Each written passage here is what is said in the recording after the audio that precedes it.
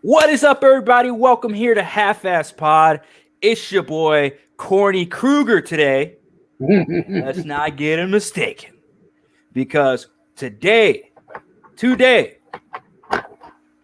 it is how many years since 1984? Sorry, I can't math right now. It's been a long day.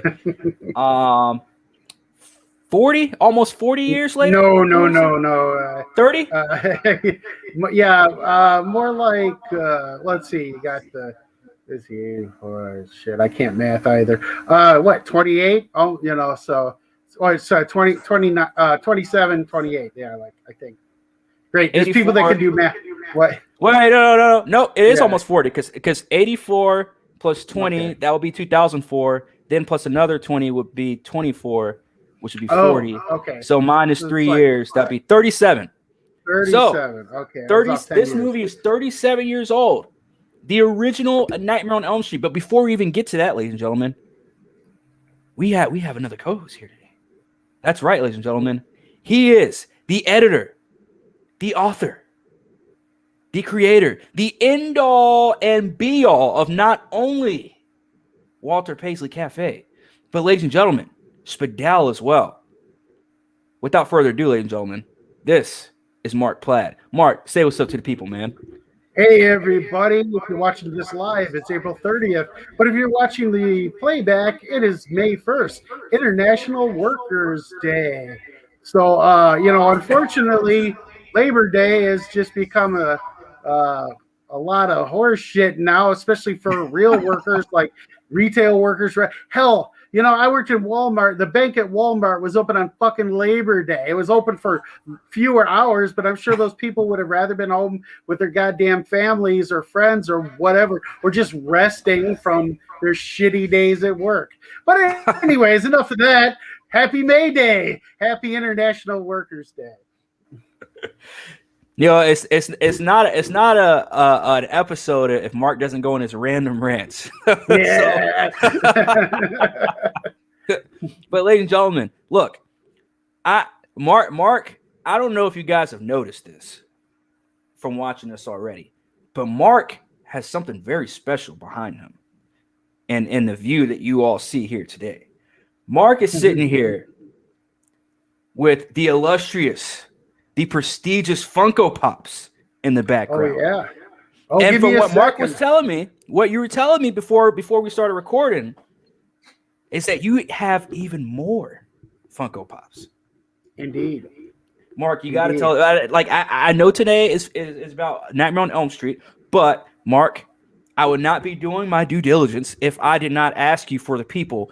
How many, just off the dome, how many Funko Pops do you own? Well, I already know this. It's right now I've got 58. I've got two wow! on So the you way. know like the exact number. Yeah. It's easy because I got them in rows here, and it's nine across, and let's see what 6 up, and then it doesn't go all the way over. Wait, this way. Yes, and then I've got a few larger size Funkos over here, but I gotta grab something off my wall for this, especially for this show. As we speak, I would be remiss if I didn't show you all this. A Freddy Krueger Funko Pop, ladies and gentlemen. Oh yeah. Holy shit! I've got Leatherface. I've got here's Leatherface. So Mark, I have a question. I have a quick question about the Freddy Krueger Funko Pop that you have, right? Yeah. So up there in the corner, because again, I don't know if you noticed. You obviously noticed, Mark, by now. Yeah. But I'm a fucking idiot. So looking at the Funko Pop figure where it says 02, does that mean it's like the second edition or like the second release of the Freddy Krueger Pop? Well, these are a different series, and this is like in the horror series. Yeah, because let's see. Leatherface is 11, and I think Jason is 1. So yeah, it's not like I have the first Funko ever made. I've got the Ramones Funko Pops, which were from 10 years ago. So they were very early on. but they're not numbered 1. Really? So Yeah. so what exactly do the numbers mean? Yeah, like I said, that one was like this one is number 2. So it has something to do with the series. It's been a while since. I mean, there's a Netflix documentary about Funko Pops, and they explain this kind of stuff here. Yeah, it's really cool. It's really cool. It's really fun to watch. Once I get my Netflix back, I will definitely watch that. Oh yeah, definitely. I had to cancel my Netflix, man. I had to cut down on that streaming shit, man, a little bit. Yeah, it's all so now I only have a HBO Max and Disney Plus. Oh, and Amazon, but I don't know if Amazon really counts because I have a Prime account anyway. So whatever. But ladies and gentlemen, now we got the Funko Pops out of the way, because I'm telling you guys, like I don't know shit about Funko Pops, but I've always wanted some, and I'm going to collect some at some point in my lifetime. Once I get the funds to be able to spin on Funko Pops and Hot Toys. But for right now, ladies and gentlemen, we are here reviewing A Nightmare on Elm Street. And I know what you guys are thinking. Which one? Well, if you all can't read, 1984. That's right. Wes Craven was the director of this movie. And before we get into our official review of this movie, I do want to give you all this intro that I always seem to forget.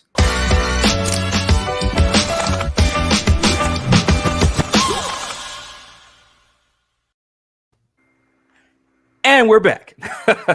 Shout out to Charles Cabral. I think is how you say it. Cabral. Please forgive me if I say your last name wrong. As you all know, I tend to pronounce people's names completely wrong.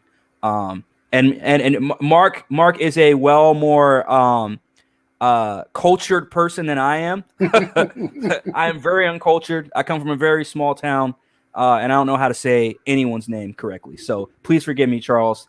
But shout out to Charles. I appreciate the love. Make sure you leave a like and subscribe as well if you have not already. Now we're getting to the good shit. Wes Craven's directed horror classic, and A Nightmare on Elm Street. This movie, Mark, to me, signified quite a bit for me. And Mark knows the story that I'm about to tell to you all. This is going to be quick because we got to get to the good stuff, right? But just to give you all a little background of the reason why I chose this film. As big of a horror movie geek as I am and fan as I am, I've never seen this movie. I have never seen the original Nightmare on Elm Street movie. And before you all go into the comments, whether now or later, and start shitting on me and saying that you're not a real horror movie fan, can I tell you guys just one little small secret? I was born in the 90s. My mom was 14 years old when this movie came out. And I mean, obviously she saw it because she's the one that put me onto it when I was a kid. But or at least the horror movies, put me on a horror movies when I was a kid. Not this one, because I obviously would have seen this one. But I will say this. The remake, Nightmare on Elm Street, and Mark, I already know you're going to hate me for this one. But the remake of A Nightmare on Elm Street is only the second movie with Freddy Krueger in it that I've ever seen. And to be quite honest, I absolutely loved that movie. Now, obviously, that movie is universally hated by real Nightmare on Elm Street fans. I cannot wait to have that discussion. And Mark, I think we're probably going to have that discussion sooner than you think. So I cannot wait to get your input, because I really don't know why everyone hated that movie, because it seems like everybody hates remakes in general, which I kind of understand. But at the same time, I some movies I'm like, okay, I don't. But that was the first solo Freddy Krueger movie that I saw. Obviously, Freddy vs. Jason, which came out when I was a kid. That was I thoroughly enjoyed that movie as well. And I didn't have that much background history. I didn't know that much background history on Freddy Krueger. with that being said, now that leads us to A Nightmare on Elm Street. So I texted Mark 2 days ago, and I said, "Hey, I'm actually thinking about doing a movie review of A Nightmare on Elm Street, the original, because I never saw it." And I remember Mark's expression when I told him I never saw this movie. And I remember him going back about the remake and how bad that movie was. So now we're here. Nightmare on Elm Street 84. I sat down last night and I watched this movie. I liked it, but it was not as epic and not as quote unquote classic as I thought it would be. Now, again, this is coming from someone who was not alive during this time. Now, again, there are some elements from this movie that I really do like, and we'll get into that here in a second. Overall, I thought this movie was it was okay for what it was. It was good for what it was. But man, not as much Freddy Krueger as I thought it would be in this movie.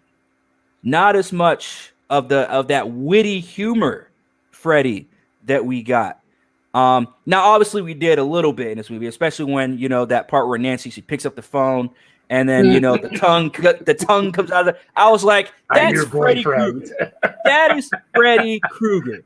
That's Freddy Krueger 101, man." That I fucking love that. But again, we're gonna get into this, Mark.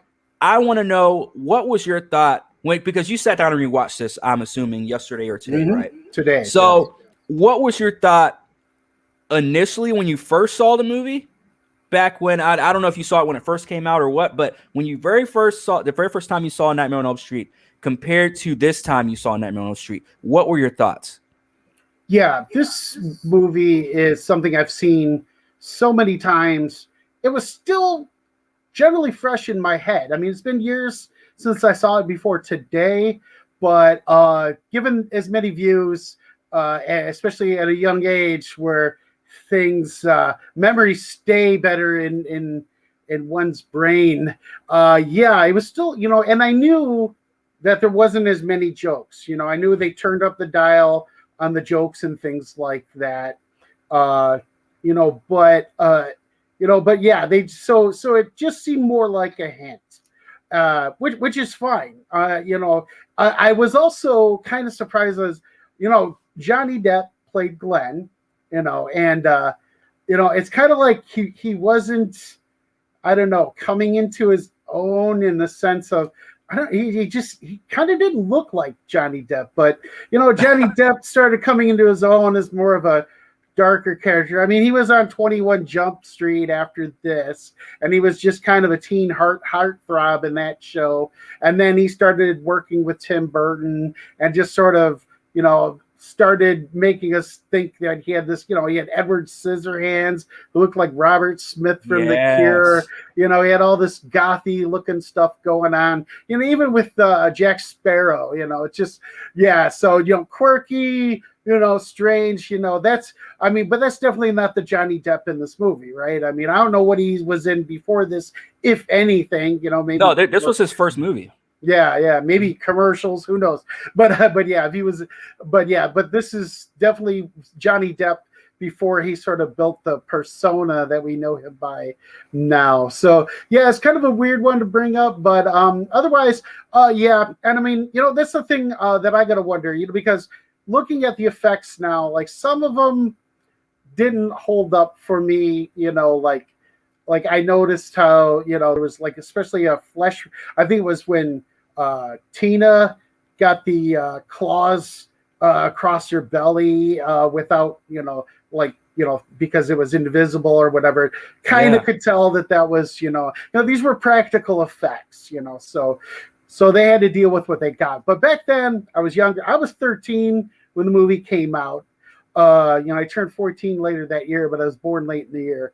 So yeah. And I was watching a lot of those movies at the time, and they were more, convincing to me. I do got to wonder about you, how the effects looked to you, having not, I mean, you've watched old movies, but I mean, it just tends to be that people that are younger, that didn't grow up during the times, of a movie, during the time, will tend to be able to see such things better.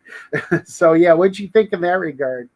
The special effects to me were better than Halloween, if that makes any difference. Although Halloween came out 8 years prior to that, or 7 years prior to that. But like, look, I in terms of special effects, that to me wasn't really the issue to me with this movie. And again, I'm not shitting on a movie by any means because it is a classic, and I see why it's a classic because it was the first type of that kind of movie at that time. I mean, yeah. When did Friday the 13th? When was the first Friday the 13th? That came out before 1980.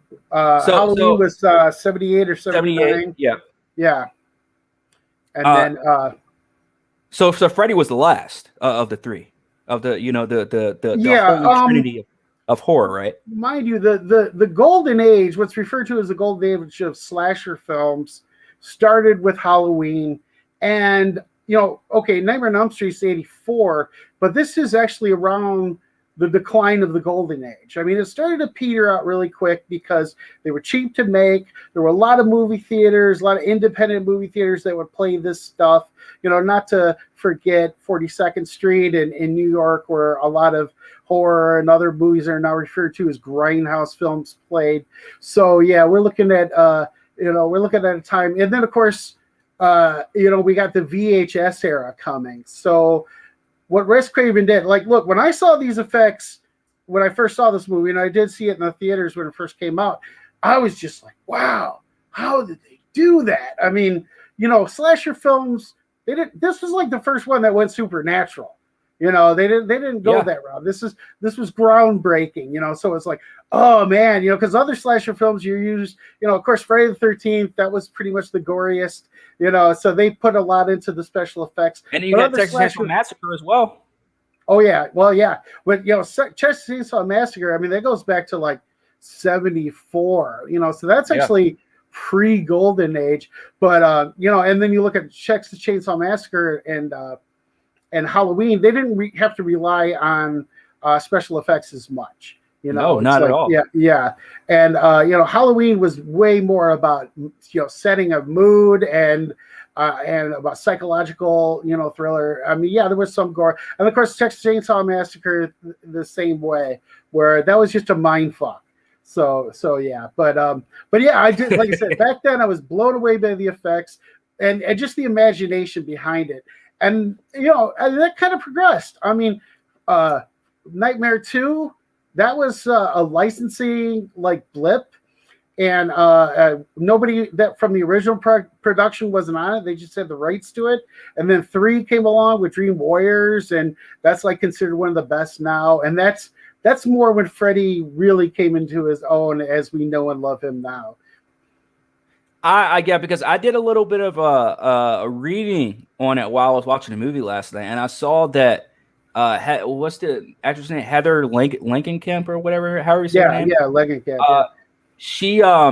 She came back for 3, and I believe the one that came out in 95, which was the last of the franchise, called what was it?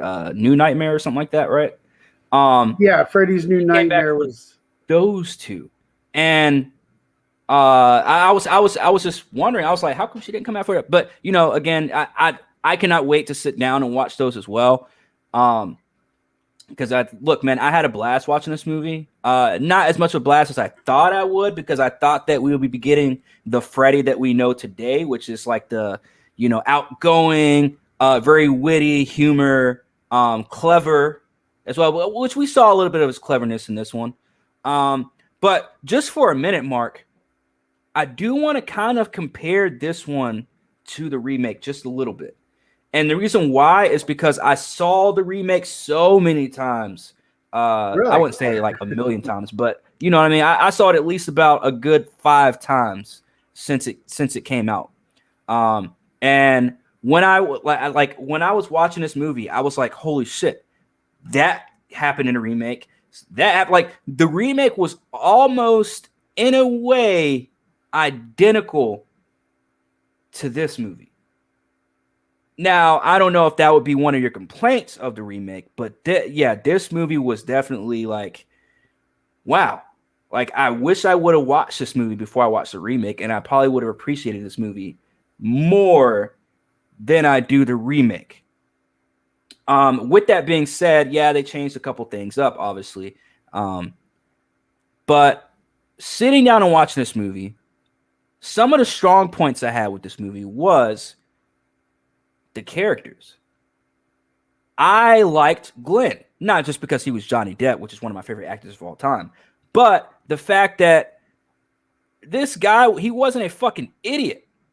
They made everyone in this movie a fucking idiot except for him, and I still don't know why. I don't know why, including Nancy. And including the deputy who was outside at the end of the movie where she's crying through the window. And I'm sitting there. I'm like, she's breaking the windows and her whole house is barred down. It's bars on windows and doors and shit.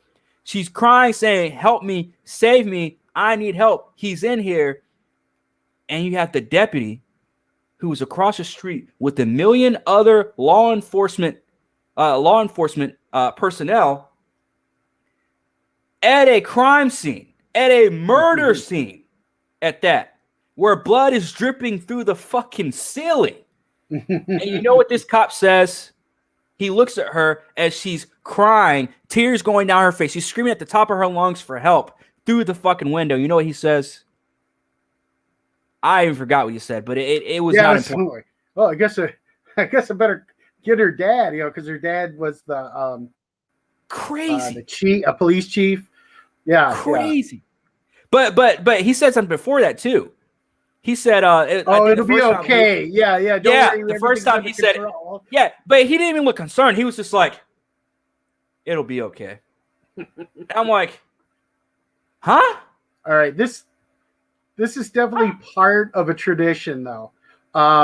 You could say it started with Rebel Without a Cause with James Dean, but with horror, it probably began with the original The Blob, right? And that was, teenage kids know what's going on. The adults are idiots. I mean, that's a time-honored tradition in any horror movie with teenagers in it. I don't know so much now, but definitely in the 80s, they were still, back in the 80s, they were, nostalgic about the 50s the same way people are nostalgic about the 80s and 90s now, Facts. Big facts. And again, shout out Tristan Cobra. He says the 80s had the best horror. I would say, you know what? I probably have to agree with him. Although I wasn't alive at that time, but of all the horror movies that I've watched, the 80s still hold. Now I would say the 90s too a little bit. In the early 2000s, I was obviously I grew up in the the early and mid 2000s. I grew up during the 2000s, period. But I would say maybe the early 2000s had a more I guess quality of horror. I would say the 2000s did. I mean, because we had Final Destination. The Final Destination franchise was kicking off, although that kind of started in the late 90s as well. You had, to me, I got really big into horror, in the early 2000s. You're talking about Halloween Resurrection came out during that time. You had, I think The Faculty came out in 2000 as well, maybe late 90s as well. But that time frame was really, really cool for me, for me being a kid and just getting into the horror genre. But yes, I will agree. I would probably say, not by much, not by a far, but I would agree that the 80s was probably had the best horror. What about you, Mark? Well, I would say that, I mean, for looking back on the 80s, I think the 80s set a lot of standards for horror movies as we know them now. It's kind of like the way, honestly, the 30s and early 40s set a standard. To this day, Bela Lugosi's Dracula is iconic. Boris Karloff's Frankenstein is iconic. The Bride of Frankenstein, iconic. And now a lot of the iconic horror, whatever, characters from horror, it came from or came to prominence in the 80s. Of course, Freddy Krueger, Jason. We've got Leatherface and Michael Myers coming from the 70s, but they peaked in popularity in the 80s. So that's the one thing I will say, that it set a lot of standards. It was a very interesting time. It's not like now. Nobody was even aware, unless you were a hardcore computer nerd. You didn't know about the internet. You didn't know about these things. These things weren't, around. There was just VHS back then, or Betamax even. I had a freaking Betamax. That was our first VCR. So yeah. But, video rental stores, drive-in movie theaters, independent dollar movie theaters. And of course, in the bigger cities, they had the grindhouses, things like that. That's an interesting topic too for the future, the grindhouse era as well. I would love to get into, but to go back to this movie, I will say I did like Nancy. I wasn't too annoyed with Nancy to where it took me out of the movie, and I will say that the mother, and it goes right back to what you said, Mark. The adults, they just make them fucking, for some reason, at least with this movie. I can't speak for that whole era because I haven't seen the majority of movies, the majority of horror movies from that era. But Jesus Christ, I was thinking to myself, like, when are these adults gonna wake up? No pun intended. Like seriously, like when are they gonna fucking like put some pep in their step to solving this fucking mystery? And then look, we start out in the beginning of this movie. I was intrigued from the start, right? Yeah, like where they did not hesitate. They got right to it from the start, and I loved it. They did it without explanation as well. They didn't say, "Oh, this guy." They didn't give him the backstory yet. Like, I really enjoyed that. Now, again, comparing it to the remake, we also got that in the remake just a little bit, right? We didn't get any kind of explanation of who Freddy Krueger was in the remake, which, again, I don't want to keep touching on the remake too much in this review because we're talking about the original, but that's just one thing that stood out to me is that, wow, they really did wait until like you got like an hour into the movie to really explain who the fuck and what the fuck we're dealing with.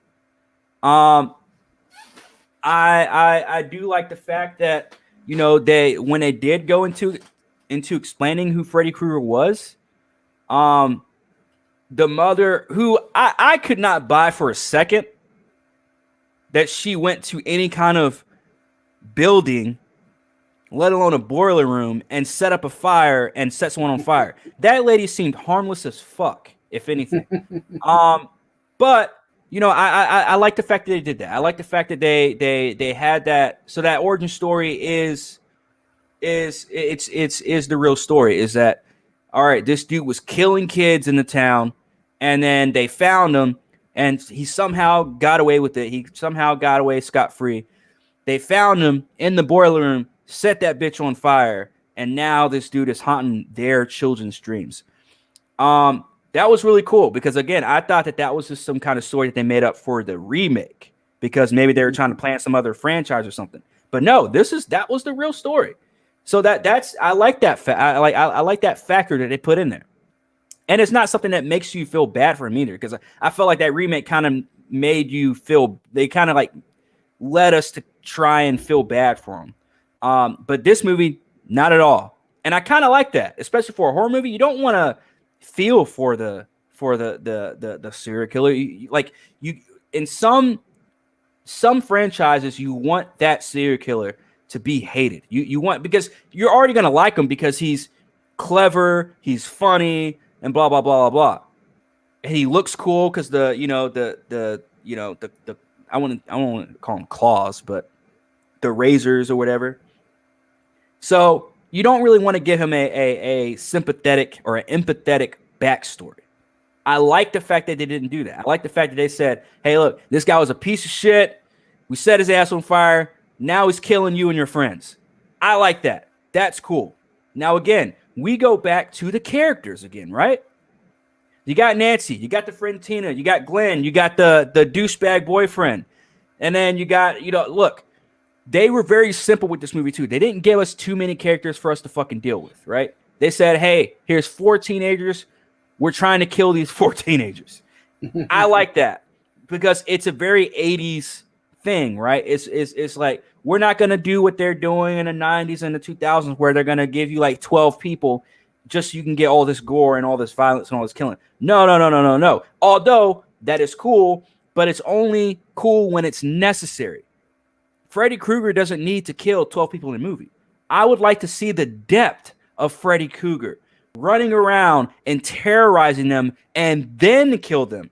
We don't need that with 6 or 7 people. We can get that with 4 people and still get a decent movie out of it. And that's exactly what they did with this movie. Did Wes Craven, he wrote this as well, right? Let's see. Off the top of my head, I'm not exactly sure, but let me see here. Yes, he did wear. Yeah. According So to this dude was a fucking genius. I mean, it's the same guy that did Scream. Okay, so we know the horror genius that was floating in his mind during this time. And by the way, shout out to Terry the neighbor, man. Terry, you are a true supporter of this channel, man, and I can't thank you enough for coming through here every single episode, man. I love the fact that you enjoy our content enough to continue to come back, and I want to say thank you. Make sure you hit that like, subscribe as well, man. Look, Wes Craven, I don't know if he knew what kind of masterpiece he had in this movie, because you look at the dad, right? Was he the sheriff or the detective, right? Right. Played by, and this guy, you say what? What was he? Oh, played by John Saxon. Yes, John Saxon. Yeah, quite a he was in quite a Enter face. the Dragon, Yeah. right? What's that? Yes, he was in Enter the Dragon. He was in a lot of stuff. I mean, his face was very familiar around this time, especially to me. Like, he was just in a lot of cool movies on TV all the time. This guy was all over the place. Yes, absolutely, man.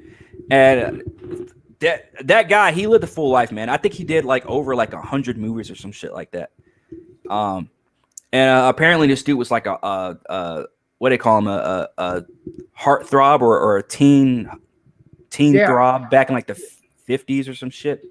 Dude was a baller, man, when it came to acting. Let me tell you, this dude said, I remember reading like a while back about how this dude was like, he was working here in the States in Hollywood, and I think this was maybe like in the 60s or 70s maybe, and he said, all right, Hollywood, he was like, fuck this, I'm leaving Hollywood, and he went to like Europe. He went to like England or somewhere and did like another like 20 movies over there while Hollywood was getting their shit together back in like the 50s and 60s. So the dude lived a full fucking life. I tell you, man.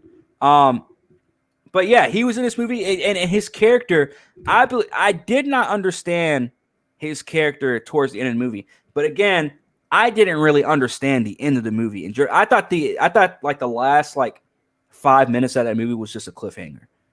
And what really told me it was a cliffhanger was when her and her mom walked outside, right? And it was all bright outside, and she's like, "Oh, it's so bright outside," and like her mom, like everything's okay with her mom, and I'm like, okay, maybe this is a clip. Because what really took me out of that whole like scene was when Freddy was on top of the mom, right? And he was on fire in the bed. And then Nancy and her dad put the covers on him. And then her dad put the fire out. And they take the covers off. And then you see like the mom's dead body and like sinks into the bed. But then it's clear. And then like they come and check on, like the cops come and check on him. And then the dad closed the door, hugs her. And when he was hugging her, when the door was closed, I was thinking that was going to be Freddy. I was like, okay, all right. Freddy's got her now, because he just closed the door like a dumbass and then hugged her and put his hand on her head, on the back of her head. I'm like, oh yeah, she's gonna look up and it's gonna be those fucking razors in her face, and she's gonna be done for. No, they didn't do that. It was just a whole cliff that really took me out of it. I'm not gonna lie. That one right there, that kind of docked the movie down a couple points for me, because I was thinking like this would be great, right? Because that's horror movie 101 is you think everything's okay. And as soon as you think everything's okay, they swoop the rug right from under you. And they say, hey, look, this is still a horror movie. You have to keep your eyes open. But guess what happened? They didn't do that. Everything was okay until literally the last 5 seconds of the movie, where you see Johnny Depp's character and you're like, I thought he died. And you're like, okay, all right, this is the cliffhanger. Except in this movie, the cliffhanger, instead of the cliffhanger lasting 30 seconds, the cliffhanger lasted 3 minutes. And I know it's the 80s and I know this is way before my time, but it really took me out of it. It really docked the quality of this movie. To me, it really docked down the quality of this movie a couple points. It really did. Besides that, I love the horror elements to it. I thought it would be at least a little more horror-esque in terms of like pop-up scenes, jump scares, stuff like that. Because Mark, correct me if I'm wrong, but that was a big part of the 80s as well. 80s horror, that's what really brought people into horror, was the jump scenes, because the serial killer, the slasher, right, was intimidating enough. As much as people loved them, they were intimidating enough to where you know that jump scene is coming, but you're not thinking about it because the movie's you're so into the movie. As opposed to nowadays, where literally every horror movie is just 1 or 2 jump scares in 2 hours, and they call it horror, and they just slap horror on it. Back then, this was not, back then it was like this. It was like, look, you are going to be scared. Because I remember the sole reason why I did not watch Freddy Krueger movies when I was a kid was because he was the only serial killer besides Leatherface that I was scared of. I was legit scared. I wasn't scared of Michael Myers. I wasn't scared of Jason. I was scared of Freddy fucking Krueger. And I didn't watch a Freddy Krueger movie until Freddy versus Jason. So, I was maybe about 10 years old when that movie came out, or maybe 11, something like that. But look, man, this movie had the horror elements in it. It didn't have enough for me to say, oh my God, it's one of the greatest horror movies of all time. Now, I could be wrong once I watch the sequel or the third one or the fourth one. I think my mom's favorite one was the fourth one, I believe, was her favorite. But look, in terms of horror elements, I loved it. It was a dark. It wasn't completely dark, but it was a fairly dark movie. From what you compare it to the other, mainstream horror movies of the 80s, I would say this is one of the darker movies, especially in terms of its tone and the storyline. The story in itself is pretty fucking dark. You're talking about a grown-ass man that killed over 20 children and then got away with it, and is now becoming a serial killer to continue killing those children as they're getting older. Like, you cannot get any. I'm not gonna say you can't get any more dark than that, because look at Texas Chainsaw Massacre. But not many people can get more dark than that. You know what I mean? Not many more serial killers, not many more horror franchises can get any darker than the Freddy Krueger franchise, the Nightmare franchise. Mark, what are your thoughts on the horror elements of this original film? Did they hold up to your standards of what makes a horror movie a horror movie? Oh yeah, there's a lot I could say about this. Because what really was going on in this film was that Wes Craven wasn't definitely not turning the slasher genre completely on its head, even though he definitely changed the game for sure. But he's still keeping that in mind. He definitely had a self-awareness. So, because, you talked earlier about how there wasn't too many details about his background and all of that. And, because here they got this supernatural element, right? Freddy Krueger is coming into the dreams of the children of the people who killed him in the boiler room. and and you're leaving the movie like, what the, I mean, why, how, why, what makes him supernatural, and then of course, and then that ending, I mean, that wasn't even for the time completely innovative in the fact that slasher films, I mean, Michael Myers, right? I mean, they left us with an ambiguous and demise to Michael Myers in the first Halloween. With Jason Voorhees in the original Friday the 13th, that was another one that did what was likely a dream situation. I mean, it was less ambiguous than. I mean, I think clearly the end of Nightmare was a dream sequence, right? The Friday the 13th ending, that was like, what was it, a dream or whatever? But that's that was the bread and butter. I gotta go back and watch that too. Yeah, that's great. Tom Savini, early Tom Savini horror effects, But yeah, and that was Kevin Bacon, before he got super famous. So but yeah. So as far as things like that go, it's like there's a lot of the unknown, right? I mean, and what I really liked about it too was, I mean, for me when I first saw it, was how it really captured the dividing line, the gray area between being awake and being asleep. Just like dreaming and you're not knowing you're dreaming, or you're not knowing you're asleep. I mean, hey. One time when I was hungover, I woke up somewhere and I didn't know where the hell I was, but that wasn't before I saw this movie, that was well after. But I mean, just stuff like that. I mean, so it draws on, people's experience, and it's kind of a shared experience, right? I mean, there's probably very few people that haven't experienced something like that where they nodded off and didn't know, that they had nodded off. Things like that. And of course, I don't know, it's the 80s, and it was, you could say, oh, this was Cold War era, and there was this element of the fear of unknown, like there were in many movies. So just the idea that there could be somebody around every corner, it could be somebody, and then now it's in this dream, of course, and then it gets bizarre with it's a shared dream experience, and people are getting killed in real life, and then she pulls them out of her dreams. So yeah, a lot of mystery there, but I'm going to go back to what I've been saying on the show for a while. It's like, always better to show than tell, so give us some show.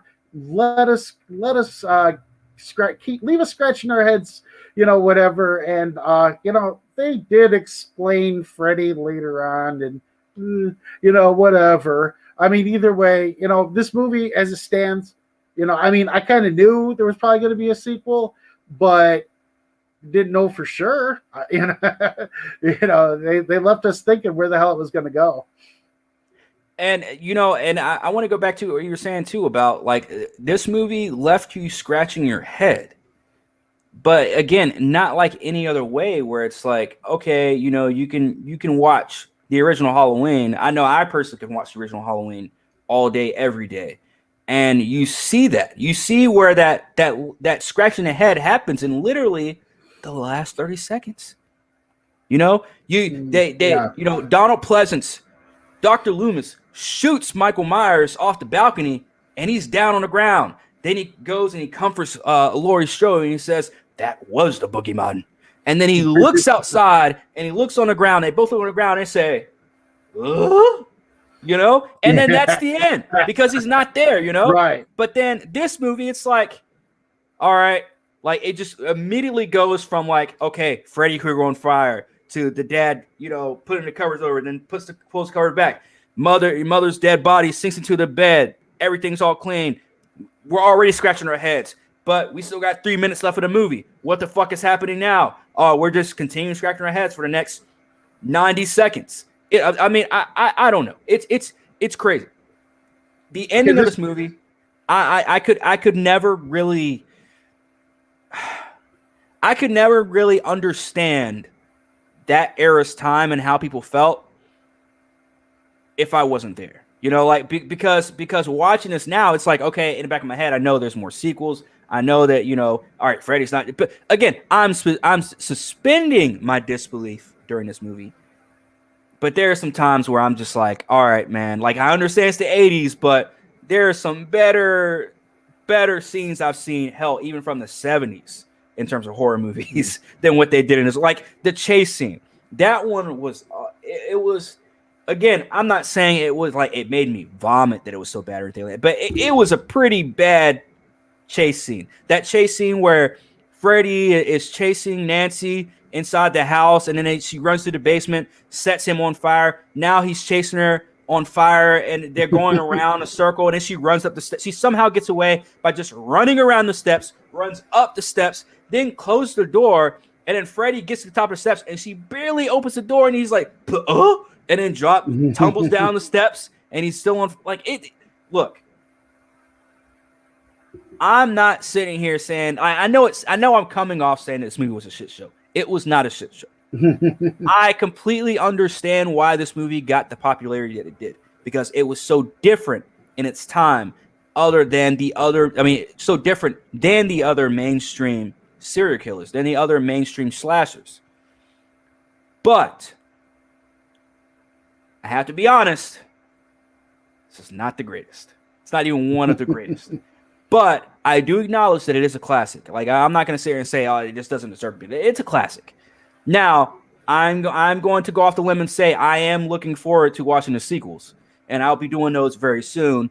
And Mark, if you're down, I am totally down to do more reviews on this franchise. Oh yeah, of course. But it's my jam.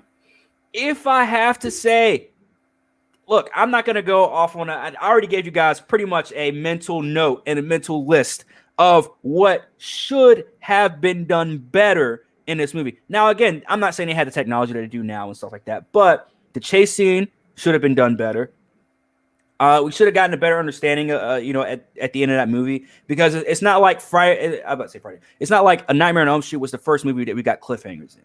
I mean, at this point in 1984, Wes Craven should have gotten enough, enough notes and enough knowledge in the horror game to at least know how to do a cliffhanger properly. Now, obviously, he learned later on with Scream, and I'm sure he probably learned later on with, hell, maybe even for A Nightmare on Elm Street 2.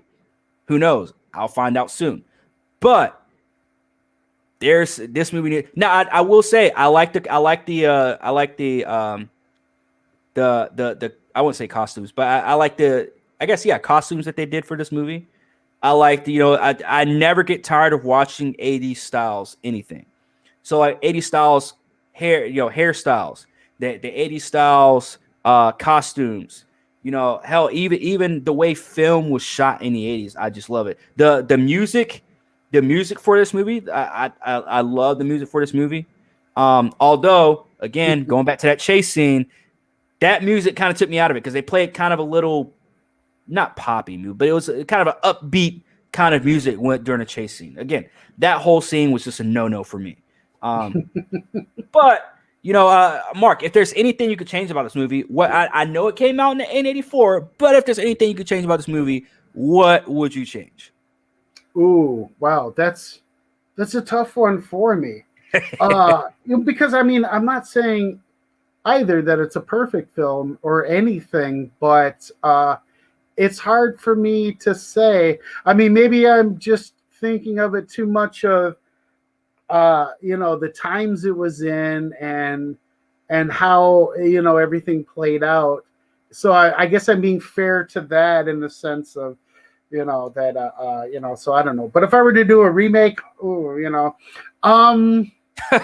maybe maybe a couple of more wisecracks from Freddy. I mean, I know it's like that I'm doing a retro, whatever, but yeah, I mean, of course I literally LOL'd when when she gets on the phone and says, and hears, "I'm your boyfriend," and then the tongue comes out of the phone. I mean, maybe not too much necessarily, But while I have the floor, what do you think of this theory about the ending?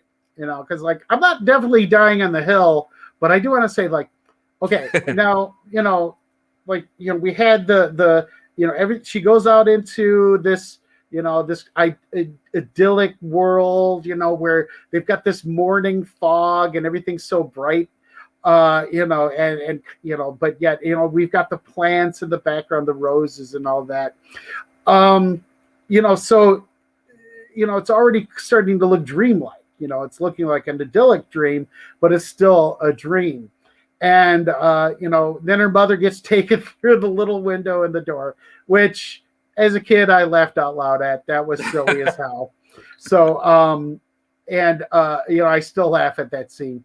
But I guess it's kind of like, okay, it's a dream. We know Freddy hasn't been defeated. He's still, but what about Nancy? Was she still alive? Is there, what is going on there? What happened to Nancy? It's like, okay, Freddy's still in the dreams, but I think what the ambiguity lies on the fate of Nancy. I don't know. What do you think of that? That's a tough one, man, because, I would probably agree with you, because because I never really thought of it that way. Like, okay, I'll say this. I believe after watching that, Nancy is probably obviously, I mean, we already know Nancy's alive, but in this moment, we know Freddy's haunting the dreams. We know Nancy's. I think Nancy. Are you asking? Was this a part of Nancy's dream, or are you asking if Nancy would be alive? Dream-like. I mean, all of her dead friends show up, so you could say, "Oh, is it the afterlife of somehow? Is this a dream? Is this some sort of, I don't know. I would say after watching that, I would say Nancy's still alive, but Nancy's panicking because her friends are dead. Nancy's having this dream, or this nightmare, I should say. Yeah, sorry, that was a dream, because she's thinking of all the people that were killed by Freddy. So yeah, I think this at least makes a fun ending to make up theories about. Yes, and I love doing that. I love watching movies like this and thinking to myself, like, what if? What could this really be? And you know what? You're onto something there.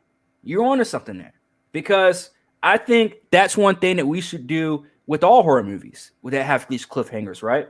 Is what's real, what could really carry on into the next movie, what could really happen in that scenario, right?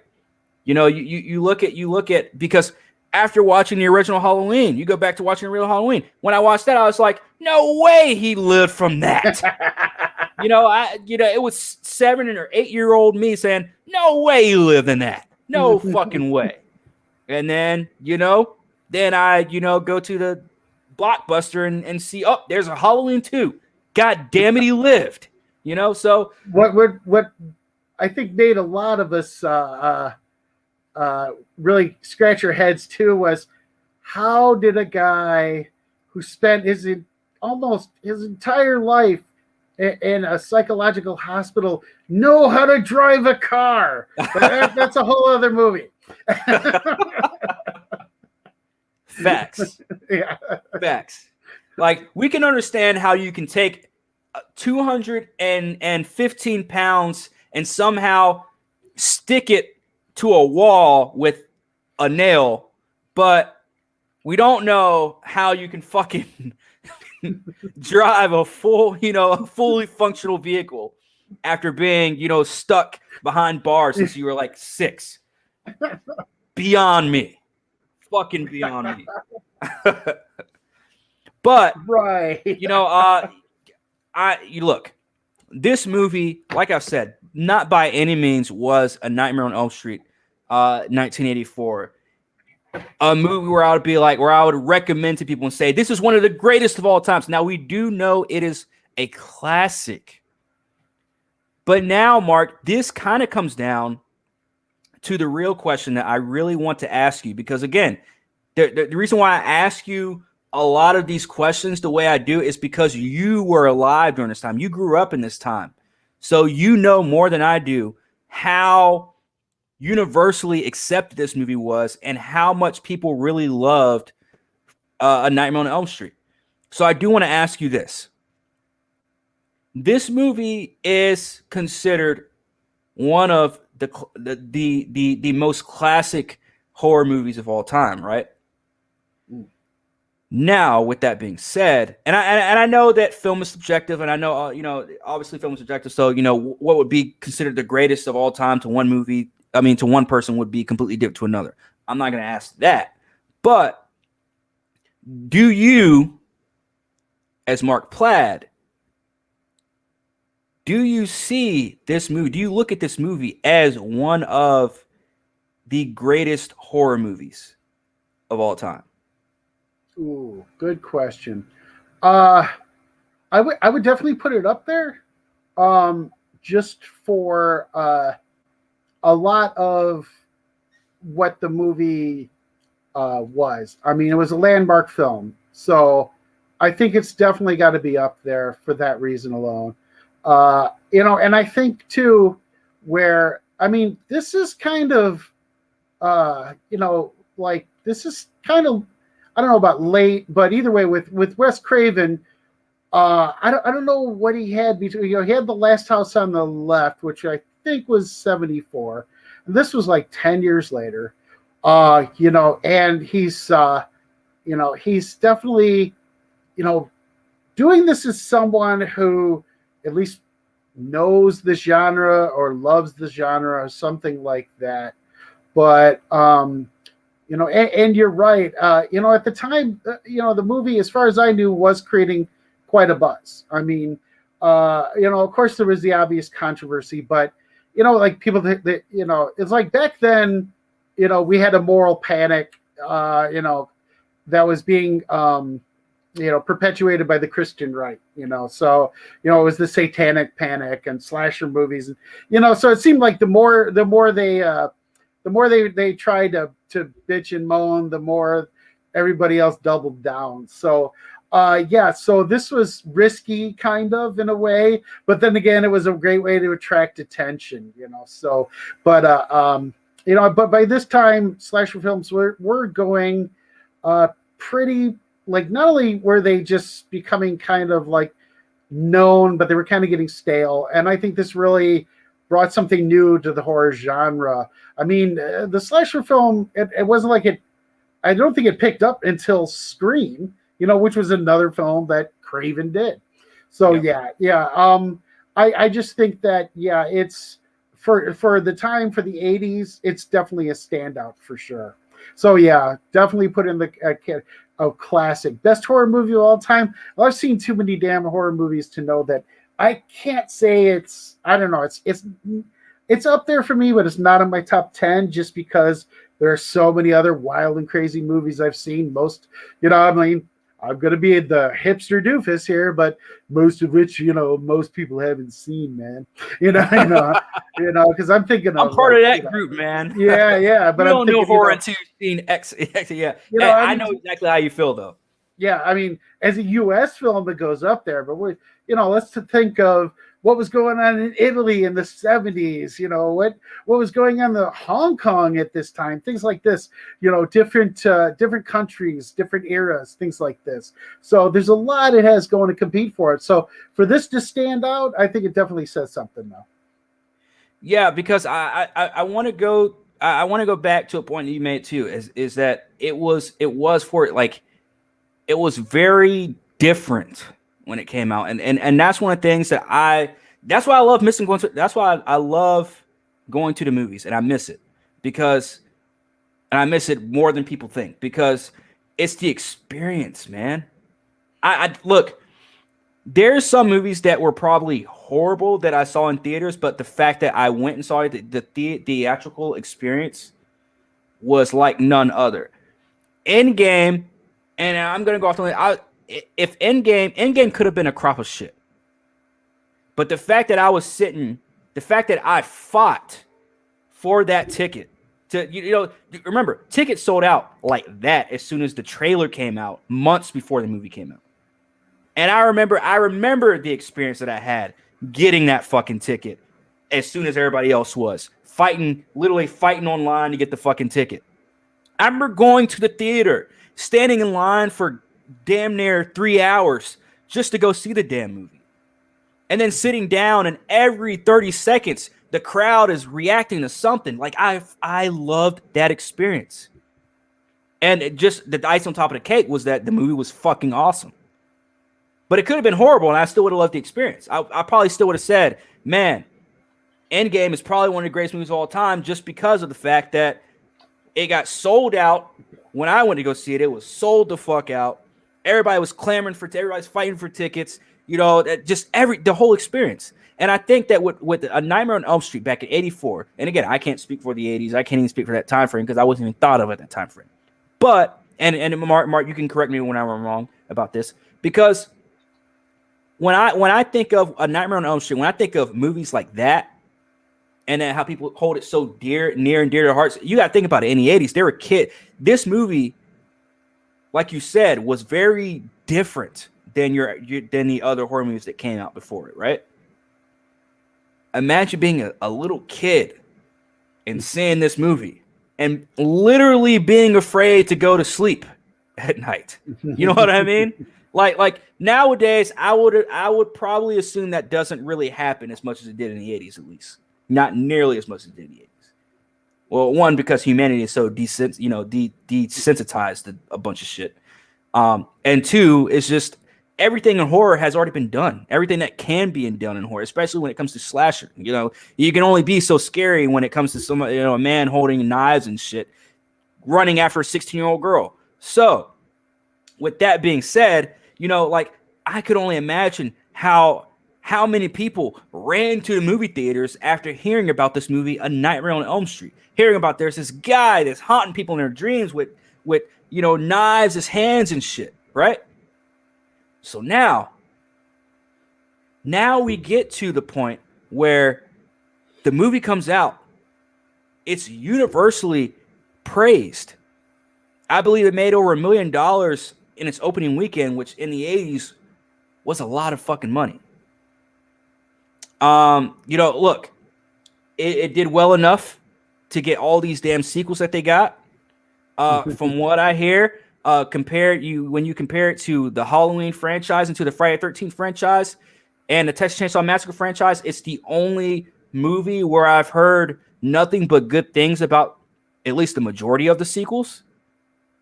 Although I could make my own personal opinion about the Halloween franchise, where I'd say the majority of those sequels were really good. But again, contrary to popular belief, right?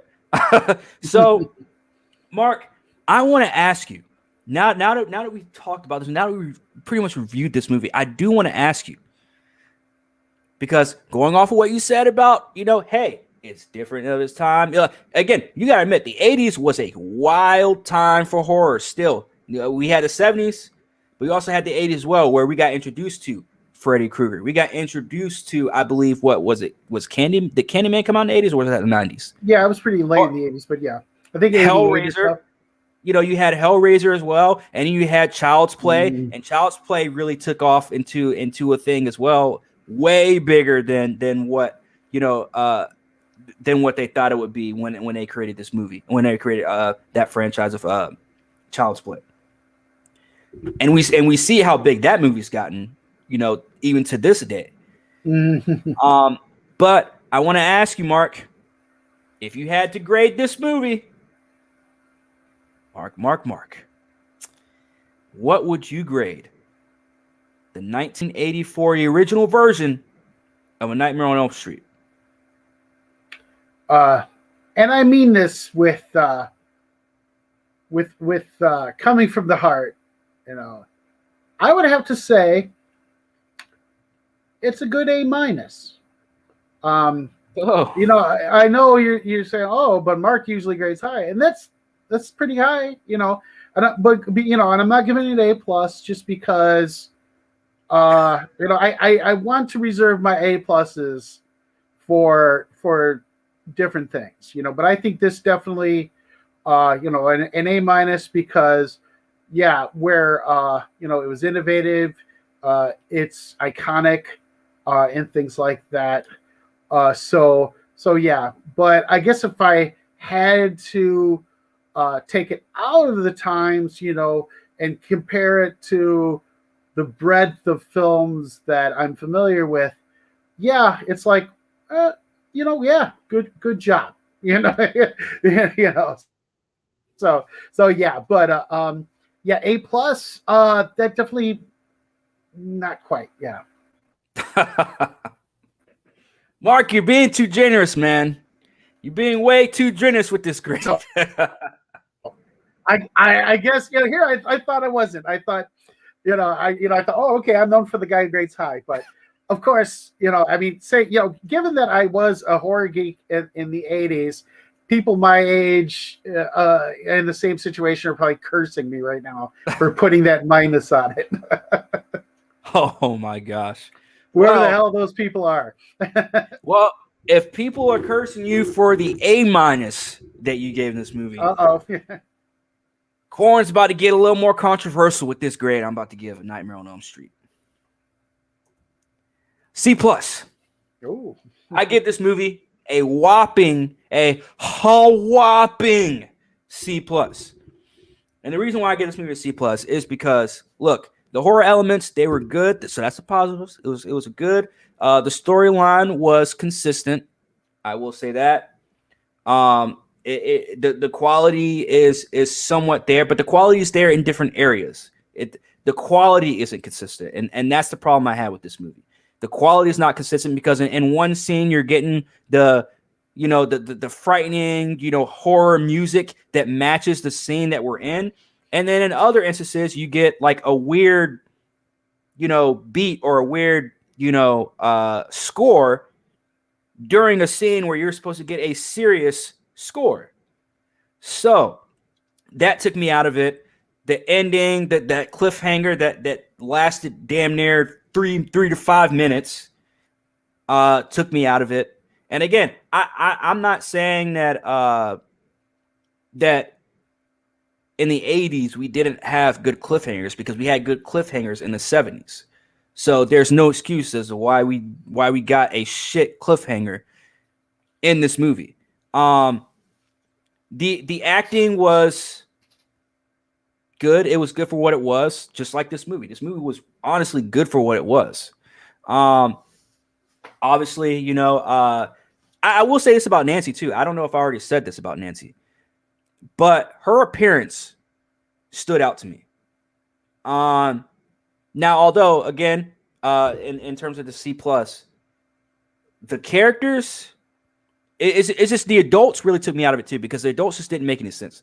Like that scene where Nancy's in the kitchen with her mom, and her mom hid the hat, Freddy's hat, and then Nancy takes that. Like that whole dialogue between them two was just unnecessary. It wasn't needed. It had to be.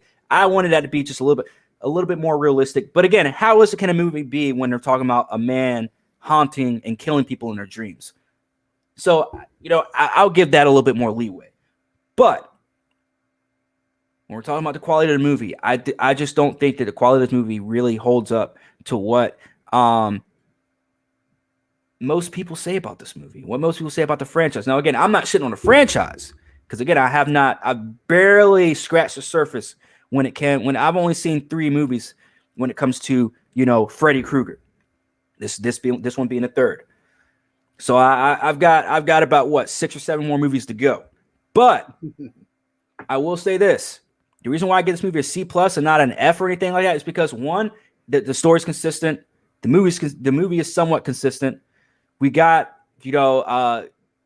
character development, at least with Nancy. I like the fact she had the streak too.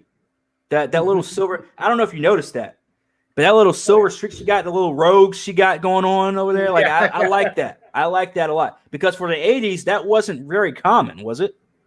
No. Yeah. Well, I lived in the Midwest back then, and I was a punk rocker back then, and like I said, rednecks literally tried to run me over off, jump the sidewalk and tried to run me, kill me because I had funny hair. So it was dangerous back then. Even the streak in the hair would have been outrageous. Hey, maybe in the bigger cities, on the coast, you might get away with that, but not where I was living. yeah, because I'll say this, man. Nancy looked I'll say that. She could get it. Now I don't know about nowadays because she's probably much, much older now. But I will say, man, back in the day, Nancy had it going on. Nancy had a little tail feather, if you know what I'm saying. So, you know, I liked her appearance. I like the appearances in the movie. I like the costumes and stuff. But at the end of the day, there was just, I wouldn't say it was too much, but it was just enough things that were happening in the movie that kind of took me out of it to where I was like, how is this a classic again? You know, but then you have to go back and you have to remember that no movie like this was ever made before. You know, no, there was no guy that was haunting people in their dreams and killing them. You know what I mean? So, and again, there were some aspects of this movie that were, I wouldn't say comedic, but they weren't serious. And then you had to jump right back into seriousness and the dark elements of the movie. So at the end of the day, I got to give this movie a C+. You know, as much as before I watched this movie, I thought it was going to be A+ all the way. Because, you know, you love Freddy. Yeah. I love Freddy versus Jason. I loved Freddy and Freddy versus Jason. I wish we got more crossover movies between serial killers. But again, I don't want to say that too much, but because be careful what you wish for. Because it could go the completely wrong way. But, you know, I would look, I love Freddy Krueger. I cannot wait to see more development with him throughout the franchise. But this movie, to me, it was more it was more all over the place than it was consistent. And I have to go with a C+. I just have to. Now, hopefully I change my mind with, you know, the sequel or maybe even a third one, because apparently the sequel is kind of like what they did with Halloween 3, I'm guessing, in a sense.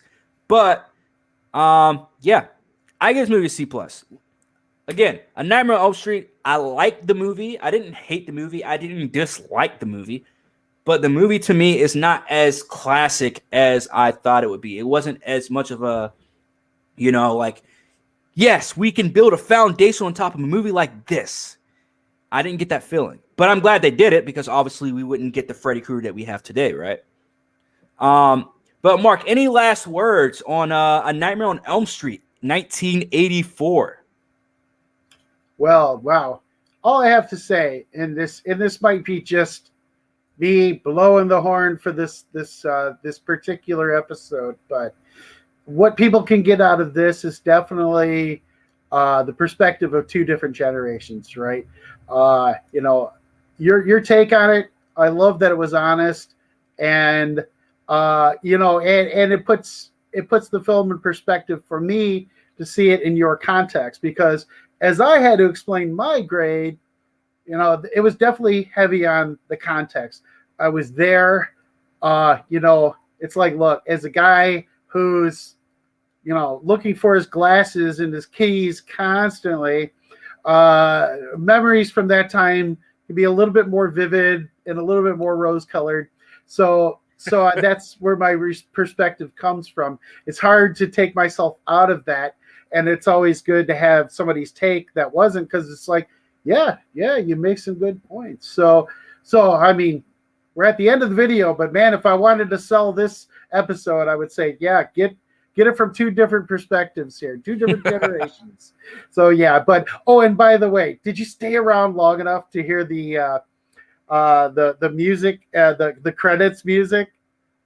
No, not the credits music, but I did hear the kids singing. That they did it twice in this movie, by the way. Oh yeah, the one wasn't that I mean, that's like 1, 2. Yes, I forgot to mention that too, because that is a very iconic song when it comes to horror as well. Like to me, the theme music and the music that kind of, because and I know I keep going back to Halloween. I don't know if you guys can tell, but Halloween is my favorite horror movie franchise.